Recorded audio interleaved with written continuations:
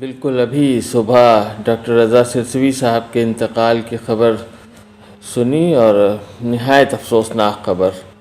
کیونکہ ڈاکٹر رضا سرسوی صاحب صرف سرسی سے تعلق تو تھا، لیکن صرف سرسی کی امانت نہیں رہ گئے تھے، بلکہ عالمی شہرت یافتہ شاعر تھے، اور شاعر بھی ایسے کہ جو نہایت مخلص، جن کی شاعری ایسی کہ جس میں کبھی غلو سے انہوں نے کام ہی نہیں لیا، ہمیشہ سچائی کو قلم بند کرنا ان کی خوبی رہی۔ نہ صرف کلام کے کہنے میں آپ دنیا سے الگ تھے، بلکہ کلام کو پڑھنے کا انداز نہایت سنجیدہ، اور کتنی صاف گوئی سے اپنی بات اور کتنی آسانی سے اپنا کلام پڑھنے والے شاعر رضا سرسوی صاحب آج ہمارے بیچ نہیں رہے۔ ظاہر ہے ایک شاعر اہل بیت کا دنیا سے جانا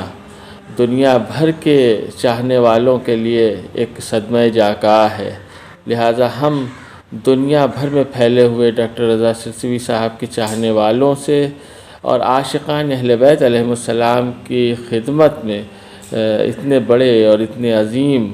اور اتنے مخلص شاعر کے انتقال پر تعزیت پیش کرتے ہیں، اور اللہ رب العالمین سے دعا گو ہیں